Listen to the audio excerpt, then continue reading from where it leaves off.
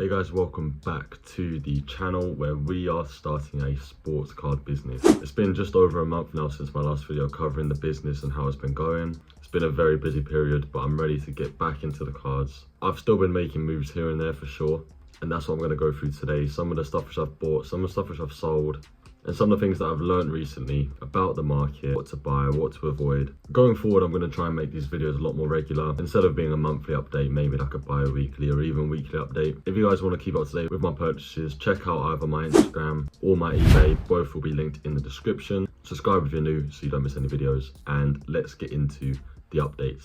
So since the last video, there's been a few quite big purchases that have arrived, and I still have, they've not yet sold. One being the Julian Alvarez number to 5 logo fractor red color match in a PSA 9 slabbed up. This one's super clean. I've had a couple offers. This is one which I'm not expecting just a quick flip. I'm listing up for a bit higher and leaving offers open, and I'll accept the right one, which I just don't think I've had yet. Similarly, I picked up the White Sparkle Panini Prism from 2024-25 season. This one just looks super clean, and it's Argentina kit, so if he does do really well in the World Cup, that's definitely going to be a card which goes up in value, and I think I'll benefit out of that. I then switched up my approach in buying to be more PSA submission focused. This is before the temporary closure of the cheaper value services, and I bought a lot of cards, maybe like 20 to 30, aiming at around buying cards which have good margin in a PSA 10, normally at least a 4-5x multiplier, and then just buying a lot and then sending off which I think are the best ones, which has been done. I sent off an 8-card submission with the sub center, and it was actually sent off just in time, just before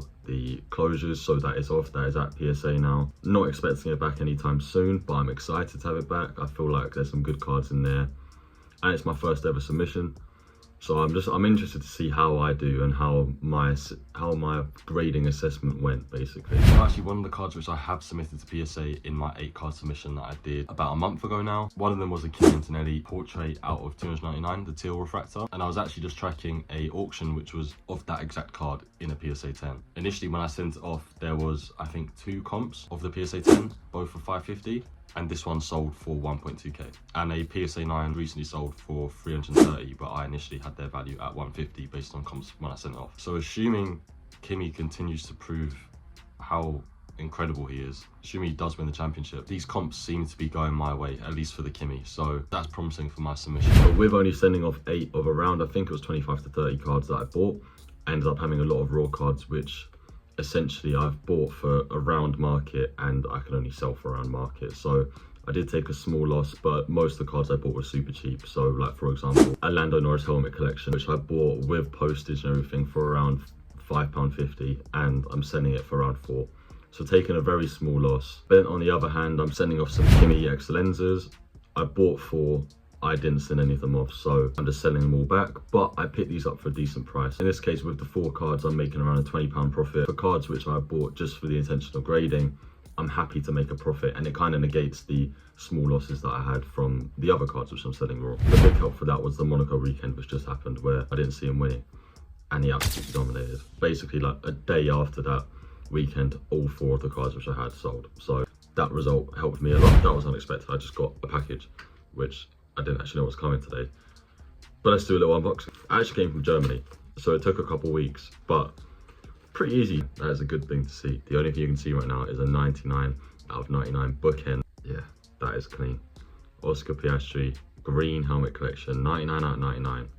That is a super cool card, and with everything, including the shipping and the taxes, I'm in for it. I'm into it for £74. I'm happy I have that now. I'm going to list that in a second. But yeah, anyway, back to some of the older stuff. Bought and sold a Julian Alvarez Night Moves case hit from the Donruss World Cup set. Bought that for 48, sold that for 60. The Thierry Henry Home Advantage case hit from Flagship, I bought for 33, sold for 54. Great margin there. The 1 of 1 which I bought, this was all featured in the video a month ago, but I didn't actually have the cards by this point. Then the 1 out of 1 Kyle Walker Peters I got in that video, which I bought for exactly 100. I sold it for 144 a couple of days later. I listed it for around 200 and just accepted offers. 144 came in, I was like, yeah, I'm taking that margin all day, every day. The only 1 out of 1 I dealt with so far, and it went really well, so good sign for the future. The bundle of Liverpool cards I bought for 69 and sold for 102, mainly featuring Fernando Torres. Those sold really well. The Alexander Isak anime case set I bought for 80 and sold for 91, a decent margin there. And then the Rodrigo Mora Topps Museum card, which I bought for 35, I only ended up selling for 38. There really wasn't that much demand for this, so as soon as I got an offer that was above what I bought it for, I was like, let me just accept this. It's probably the best thing to do. Now some sales of cards which I bought very recently. These were very, very, very good quick flips. The Piastri, which I mentioned, literally arrived while I was filming the last segment of this video. I bought that for 74, including international shipping and fees. 74 in total.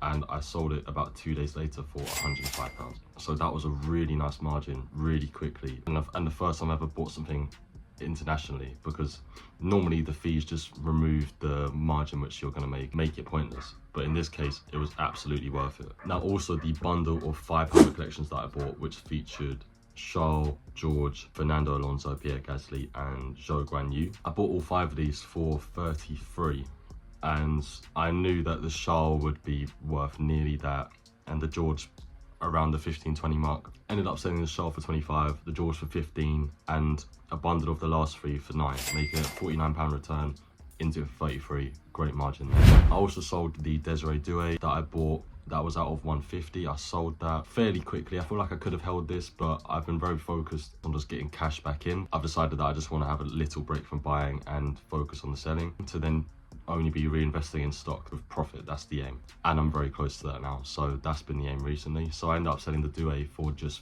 55, and I was into it for 53, so just £2 there. And I feel like if I held it, I might have made a bit of money. So this is now after the Spanish Grand Prix, and after seeing Lewis win his first race in Ferrari, obviously there was going to be a Topps Now card to commemorate, and I just feel like I had to get involved. I've never actually purchased a Topps Now card before. I've dealt with them a couple of times, like a Max one and the Hajar one that I still have. So I have got involved with this one. My approach to this is essentially buying a bunch and sending them off to PSA, as there is a lot of margin in doing this. I think these cards are going to be fairly similar to the Topps Now card that commemorates Lewis's debut at Ferrari. These sell in a PSA 10 for around £80 and in a PSA 9 for about 35-40. Topps Now in general just do grade really well, and that Lewis card has an 80% gem rate. So now just running a little bit of maths as to why I ended up actually buying 30. If you buy 20 of these cards, it costs £8.30 per card. Obviously this is only really applicable with the value tier, which won't reopen for a few months, but that's okay with me. I'm fine with waiting. It costs about £23 per card to grade it, so 23 plus the £8. I'm into each card basically for £31. And based on what I was saying before, the PSA 9 being worth 35, you're not losing money there, and the PSA 10 selling for 80, you're making around £50 a card there. So say 80% of my cards that I submit do get a 10. The value of PSA 10s which I would have would be just shy of 2,000, and with the grading fee of 30 lots of £23 submissions, that's going to come out to £690 plus the around £230 spent on the cards themselves. There's around £1,000 margin to be made just by this grading strategy, and that's not even including the remaining 20% of PSA 9s, which will also increase this further and put this well over the £2,000 mark worth of cards. And this is also worst case scenario. If you open the package and see the 1 out of 1, there's no way that card is not 10k. I just don't see a world where a Lewis Ferrari hand-signed inscription card doesn't go for £10,000. I just don't see it. Even just a regular out of 50 gold parallel of that card will make your money back instantly on the initial purchase of the 30 cards. I'm not expecting to get any parallels, but if I do, then that covers all the costs.